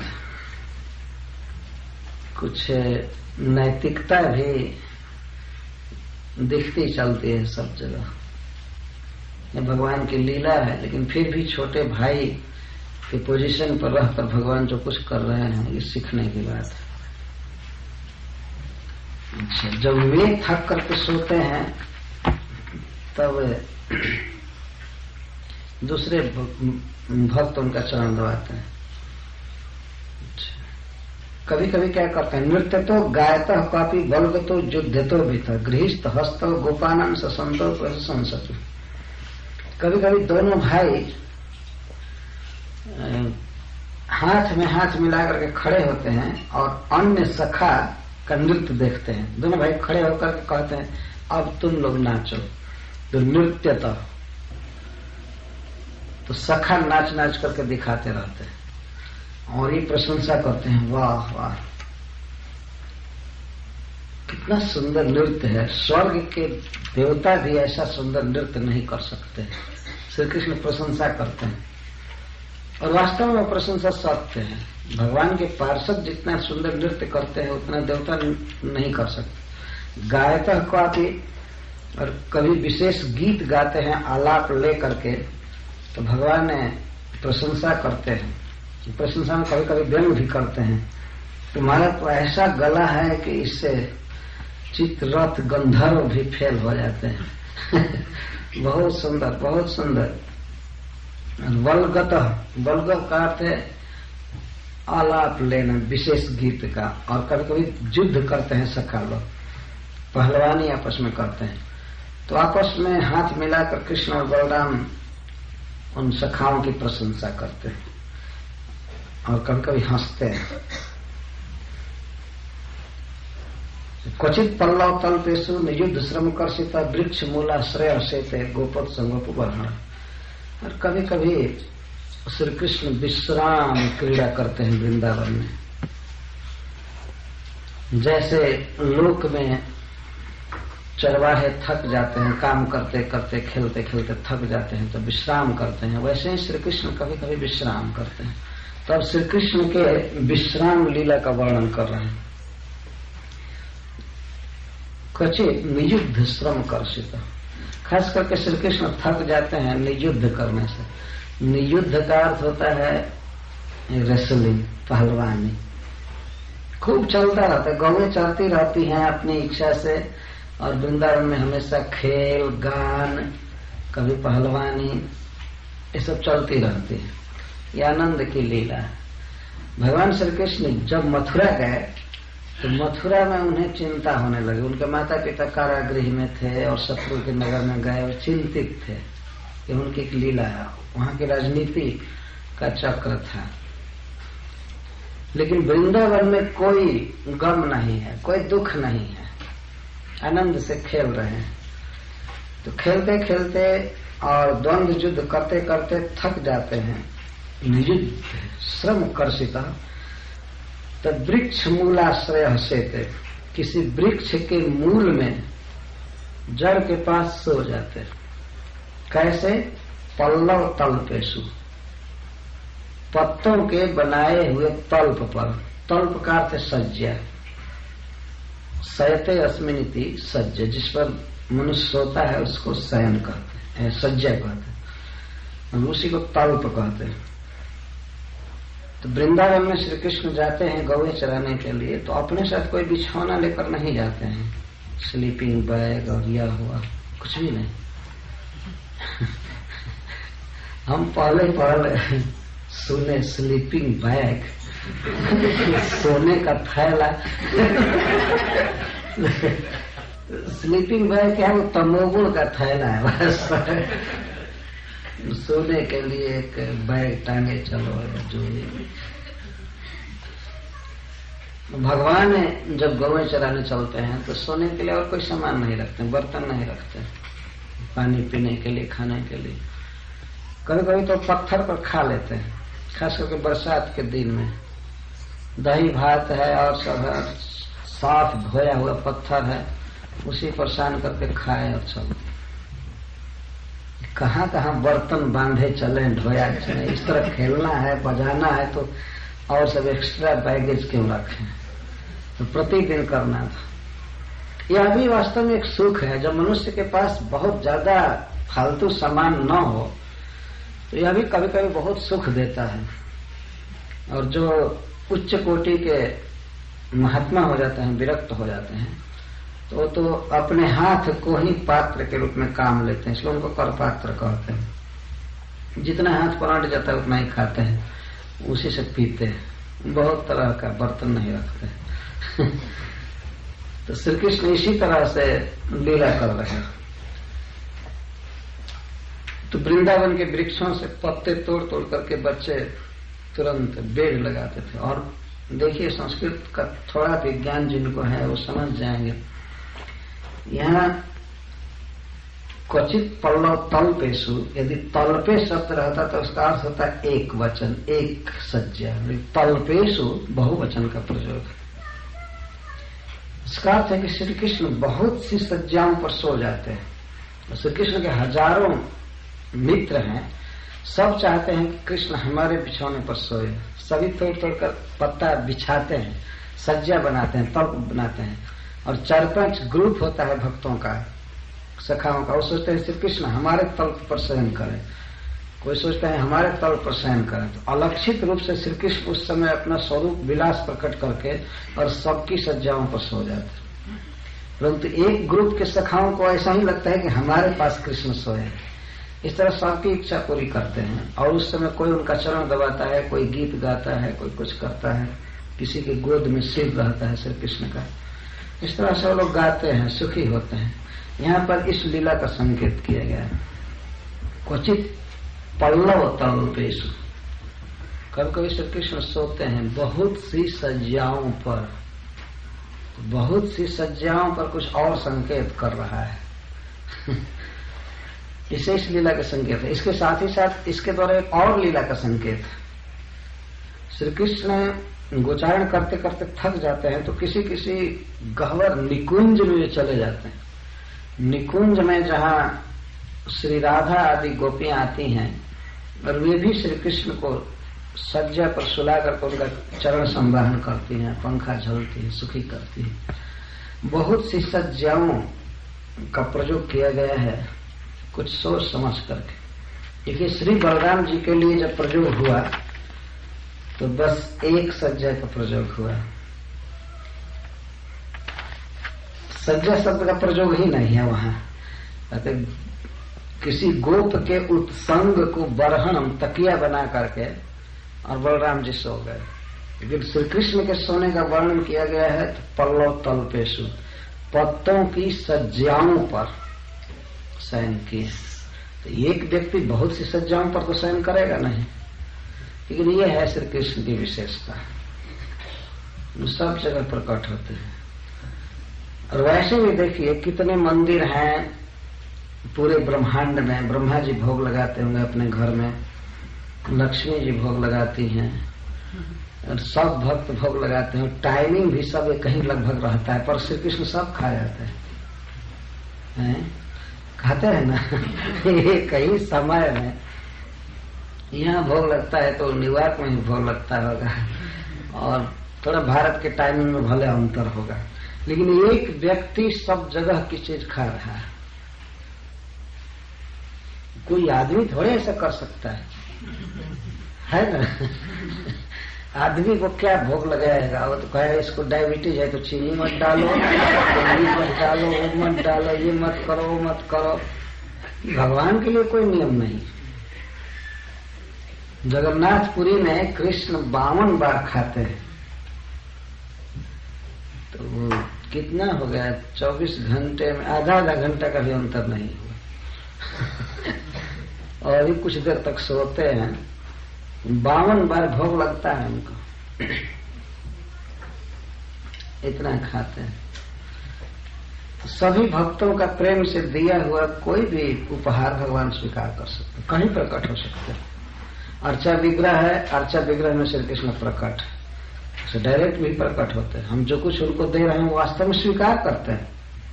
हमारी अर्चना को, हमारी सेवा भावना को स्वीकार करने के लिए भगवान किसी मूर्ति में प्रकट होते हैं। तो हम कुछ कहते हैं तो भगवान सुनते हैं, हम उनका दर्शन करते हैं, हम अपना सुख दुख उनको निवेदित करते हैं, कुछ देते हैं तो वो लेते हैं, इसी के लिए प्रकट होते हैं। किसी जीव में यह शक्ति नहीं है कि वह प्रकट होकर के और हमारी इन भावनाओं को, हमारी सेवाओं को ले सके, है ना। चाहे आप कितना भी प्रेम कीजिए किसी आदमी से, अब किसी आदमी से प्रेम कीजिए और कहिए कि मैं चाहता हूं कि आप 10 जगह 10 रूप में प्रकट होकर तो सबका खा लीजिए। एक जगह का ज्यादा नहीं खा सकता है ना। आप कहिए कि मैं बहुत प्रेम करता हूं, आप और 2-4 सेर ज्यादा खा लीजिए, 2-4 किलो और खा लीजिए, नहीं खा सकते। प्रेम अपनी जगह पर है, लेकिन उसकी शक्ति अपनी जगह पर, भगवान खाते हैं। तो मैं यह एक अवसर पाकर कह रहा हूं कि श्री कृष्ण अनेक सज्जाओं पर शयन करते हैं और सभी भक्तों की इच्छा पूरी करते हैं। जब श्री कृष्ण सोते हैं तो उस समय सखा क्या करते हैं? पाद संवाहनम चक्रु केचित् तस्य महात्मनः। कोई कोई सखा उनका पाद संवाहन करते हैं। कोई कोई पाद संवाहन करते हैं, अनेक सज्जाओं का वर्णन है। और एक जगह पर 5 या 6 ऐसे सखा लगे हुए हैं सेवा करने के लिए, जो श्री कृष्ण के सखा हैं, परंतु सेवा करना यह जो है ये भक्ति का मूल है। यशोदा जी सेवा करती हैं, राधा रानी सेवा करती हैं, मधुमंगल सेवा करते हैं, नंद बाबा सेवा करते हैं। सेवा करना, श्री कृष्ण को सुखी करना, ये सबका सार है। माँ यशोदा दूसरे तरह से सुखी करती हैं, राधा रानी दूसरे तरह से सुखी करती हैं, लेकिन सब श्री कृष्ण के सेवक हैं। ये निश्चित समझना चाहिए। कभी कभी लोग भावुकतावश कह देते हैं कि श्री कृष्ण की राधा रानी सेविका नहीं है। कभी कभी मैं ऐसा सुना कहता हूँ वो सेविका नहीं है। तो हमने पूछा क्या है, तो प्रिया है। प्रिया का मतलब क्या होता है कि प्रिया आजकल की प्रिया समझ रहे हो, तो सेवा कराने के लिए प्रिया है। श्री कृष्ण उनसे प्रेम करते हैं, लेकिन वास्तव में श्री राधा रानी श्री कृष्ण की दासी हैं। ये निश्चित समझना चाहिए। लेकिन कृष्ण से वे इतना प्रेम किए, इतना प्रेम किए हैं कि श्री कृष्ण स्वेच्छा से उनके अधीन रहते हैं, परंतु वह अधीनता उनके भक्ति के कारण अधीनता है। स्वरूप से श्री कृष्ण किसी के अधीन नहीं है। सारी शक्तियां कृष्ण के अधीन है। आह्लादनी शक्ति है राधा रानी, वो कृष्ण के अधीन है। चाहे स्वरूप शक्ति हो, संवित शक्ति, संधिनी या आह्लादनी या माया शक्ति या तटस्थ शक्ति, सारी शक्तियां कृष्ण के अधीन है। कृष्ण शक्तिमान है। इन शक्तियों का स्वरूप है कि कृष्ण के अधीन रहेंगी, कृष्ण की सेवा करेंगी। तो चाहे वो यशोदा रानी हो या नंद महाराज हो, चाहे राधा रानी हो, सभी कृष्ण के दास दासी हैं। ये सिद्धांत है। श्री कृष्ण सेव्य हैं, प्रभु हैं। ऐसे प्रेम के वश तो माता यशोदा से भी डर रहे हैं। माँ यशोदा डांटती है या खिलाती है तो खाते हैं, सुलाती है तो सोते हैं, परंतु इसका अर्थ यह नहीं हो गया कि श्री कृष्ण स्वरूप से दास हैं। श्री कृष्ण सदा ईश्वर है। ईश्वर परम कृष्ण सच्चिदानंद विग्रह अनादिरादिर गोविंद सर्व कारण कारण। तो यहाँ यह संकेत है कि ये तो ये सखा है, साथ में गौएं चराते हैं, खेलते हैं, क्रीड़ा करते हैं, फिर भी श्री कृष्ण का पाद संवाहन करते हैं। पाद संवाहनम चक्र किंचित तस्य महात्मा।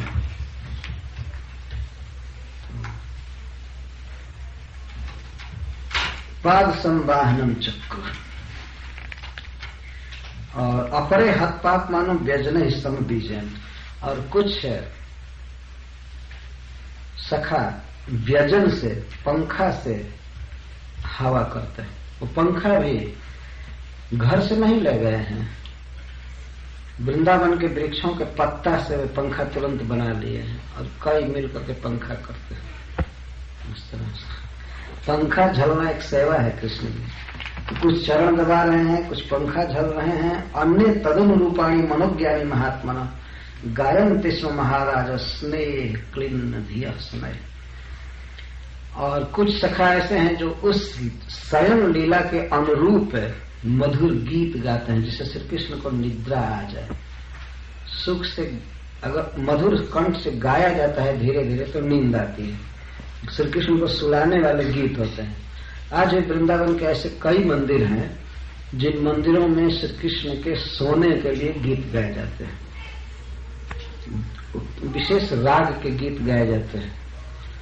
और हम एक बार गए थे राधा दामोदर मंदिर में, तो हम 2-3 भक्त थे। हम लोग कहे कि हम लोग कीर्तन गाएंगे, तो हम लोग कीर्तन चालू किए तो कुछ लोग मना किए, कहे कि नहीं ईश्वर में नहीं गाएंगे। तो दूसरा व्यक्ति आया, वो पद गान करने लगा। वो कहा कि इस समय ठाकुर जी आराम कर रहे हैं, तो इसलिए उस लीला के अनुरूप गीत गाना चाहिए। यहाँ लिखा गया है अन्य तदन रूपाणी मनोज्ञानी महात्मा। उस स्वयं लीला के अनुरूप कुछ सखा गाने लगते थे।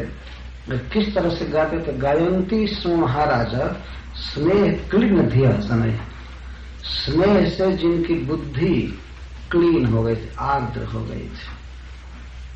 कृष्ण के प्रति इतना प्रेम है, अनुराग है कि गाते गाते उनको देखते देखते स्नेह से चित्त द्रवित है और इस तरह से गाते हैं। कोई कोई गाते हैं, कोई चरण दबाते हैं, कोई पंखा झलते हैं, कोई इस तरह से।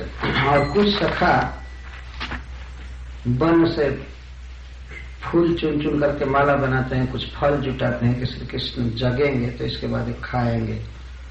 इस तरह से लगे हुए रहते हैं लीला में।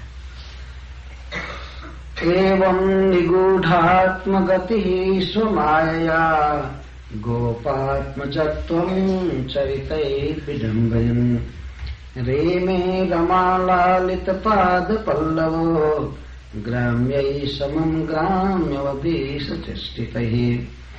इस प्रकार इन समस्त लीलाओं का समाहार करते हुए सुखदेव गोस्वामी एक श्लोक में गा गाकर कथा कह रहे हैं कि इस प्रकार अपने स्वरूप को छिपाकर वृंदावन में भगवान लीला कर रहे हैं। अपने को एक गोपात्मज के रूप में प्रकट किए। वास्तव में श्री कृष्ण का नित्य स्वरूप जो है वो है गोपाल स्वरूप, गोपात्मज, और उससे लीला कर रहे हैं। जिनके चरण कमल की सेवा लक्ष्मी जी करती हैं, वे भगवान इन ग्रामीण बालकों के साथ ग्रामीण लीला करते हुए विहार करते हैं। ग्राम्यवत, जिनके चरण सरोरुह की सेवा करने के लिए ब्रह्मा आदि तरसते हैं, चरण सेवा जल्दी मिलती नहीं है, वे भगवान यहाँ आकर श्री बलराम जी की सेवा करते हैं और खेलते हैं, गाते हैं, नाचते हैं, कूदते हैं। आज भी गांव के लड़के जब गौ चराने जाते हैं तो विविध प्रकार का खेल करते हैं। ज्यादा समय उनका खेलने में बीतता है। अब तो धीरे धीरे चरागाह कम होने लगे, इसलिए गौओं को चराने में दिक्कत बढ़ती जा रही है। पहले वन था सब जगह, गांव के पास भी काफी चरागाह रहते, तो गौओं को चराने में कोई कठिनाई नहीं पड़ती थी, इसलिए चरवाहे प्राय खेला करते थे। और ये तो वृंदावन है, तो वृंदावन में ऐसा नहीं है किसी के खेत में गौएं पड़ जाएंगी, किसी की फसल खा जाएंगी, ये हो जाएगा, कोई चिंता नहीं। तो प्राय श्री कृष्ण का समय खेलने में बीतता था। तो इस प्रकार एक गांव के लड़के जैसे लीला करते हुए विहार करते थे। ये प्रथम दिन के रूप में रहते हैं।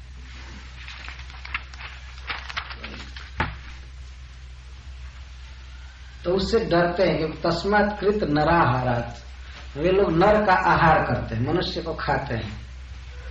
जब मनुष्य को खाते हैं तो कौन ऐसा मनुष्य होगा जो साहस करेगा वहां जाने का? जो फल खाने जाएगा और उसी का आहार हो जाएगा, वे खा जाएगा, तो कौन जाएगा? तो हे कृष्ण, हे शत्रुओं का वध करने वाले, हे अमित रहन, मनुष्य की तो बात छोड़ दीजिए, पशु तक नहीं उस वन में जाता है। घास सब ऐसे ही पड़े हुए हैं, पशु नहीं जाते, पक्षी तक नहीं जाते हैं। पक्षी भी फल खाते हैं, वो भी नहीं जाते हैं। पशु पक्ष ही विवर्जित, पक्षी संघ ही विवर्जित, न पशु जाते हैं न पक्षी जाते हैं। आदमी की बात तो दूर रहे। तो वहां के फल को आज तक कोई नहीं खाया। विद्यन्ते अभुक्त पूर्वाणी, अभुक्त पूर्वाणी, पूर्व में कोई भी फल को नहीं खा सका है। फलानी सुरभीणी च, और तुम सूंघ करके देखो कितनी सुगंध आ रही है। तुम ध्यान दे करके देखो। कृष्ण से कहते हैं देखो उधर की हवा आ रही है, तुम जरा सूंघो, ध्यान दो, कितनी सुगंधित वायु आ रही है, उन फलों में कितनी सुगंध है। ये सब है सुरभीर गंधो विशेष चुनाव गृहित। देखो सुगंध चारों तरफ फैली हुई है और हमारे नाकों में बहुत सुंदर लग रही है उस सुगंध के कारण। तो भगवान श्री कृष्ण ने कहा, तो सबके बाद तुम्हारी इच्छा क्या है, क्या चाहते हो? तो कहते हैं प्रयच्छतानि न कृष्ण गंध लोभित चेतसा, हमारा चित्त ताल फल के गंध से लोभित है। जिसकी गंध इतनी सुंदर है उसका स्वाद कितना अच्छा होगा। जब दूर से गंध इतनी अच्छी लग रही है तो स्वाद कितना अच्छा होगा। इसलिए हमारी इच्छा है, हे राम, हमारी इच्छा है कि आप वहां चलो, और यदि रोचते, यदि आपको अच्छा लगे, यदि आपको ऐसी लीला करने में रुचि हो, उसका वध करके और फल देने में, तो चलिए। वांछास्ति महती राम गम्यता में रोचते, आप चलिए, यदि आपको अच्छा लगे तो धेनुकासुर को मार करके और हमें फल दीजिए खाने के लिए। बच्चों ने ये नहीं कहा कि चलो खा लो, बच्चे ये कहे कि हम खाना चाहते हैं। यही प्रेम की भाषा है वास्तव। यदि कृष्ण बलराम से यह कह देते कि तुम खाना चाहते हो तो चलो मारो, तो वो कह देते हम नहीं खाना चाहते। बच्चे इसीलिए कह रहे हैं कि हम खाना चाहते हैं। यह खिलाने की एक पद्धति है। वे चाहते हैं कि कृष्ण बलराम उस फल को खा रहे, लेकिन अपनी उत्कंठा व्यक्त करेंगे तब कृष्ण जाएंगे, नहीं तो नहीं जाएंगे। इसीलिए कहते हैं कि वांछा अस्ति महती राम, हे राम, हमारी महती वांछा अस्ति, हमारी बहुत बड़ी इच्छा है। गम्यता में रोचते, और आपको यदि अच्छा लगे तो चलिए। यदि हमारी इच्छा को आप पूरा करना चाहते हैं तो चलिए, तो क्यों नहीं पूरा करेंगे? अपने सखा की इच्छा को क्यों नहीं पूरा करेंगे? यह है कहने की शैली। किसी को तो ऐसे नहीं पूछना चाहिए आप खा लीजिए, आप खाना चाहते हैं, तो वो कह देगा नहीं। तो आदमी साथ में बैठे कहे मैं, मुझे तो ये वस्तु बहुत अच्छी लगती है, मैं तो खाऊंगा, न इच्छा हो तब भी खाना चाहिए, तो उसके खाने के कारण वह व्यक्ति, जो अपने प्रिय व्यक्ति, वो भी खा लेता है। आजकल के युग में ये सिस्टम समाप्त होता जा रहा है। पूछता आप ये खाना चाहते हैं तो नहीं, अच्छा ओके ठीक है।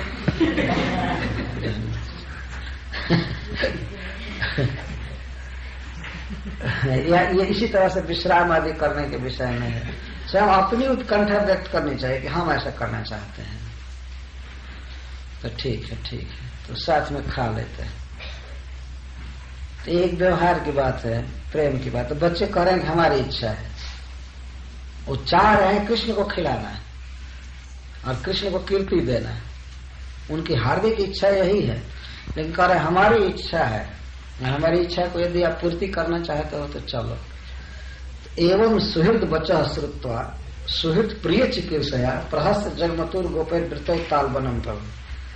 तो अपने सुहृद के मित्र की यह बात सुनकर उनका प्रिय करने के लिए, प्रियम कर्तुम इच्छया, हंस करके दोनों प्रभु कृष्ण बलराम चले। हंसे और कहे हाँ चलो चलो चलो, हम तुमको फल देंगे खाने के लिए। यह सुहृद प्रिय चिकित्सा शब्द है। भगवान की अपनी कोई स्वतंत्र इच्छा नहीं थी फल खाने की, लेकिन अपने भक्तों की इच्छा को जानकर उनका प्रिय करने के लिए चले। उनके समझ गए कि ये हमारे सुहृद हैं और हमको जस देने के फेर में हैं और हमको चाहते हैं कि ये फल खाएं, इसलिए चले, हंस करके चले उन सब के साथ। तो जहां पर इतने विकराल भयानक असुर रहते थे गधा के रूप में, उस वन में एकाएक चले जाना ये साधारण बात नहीं थी।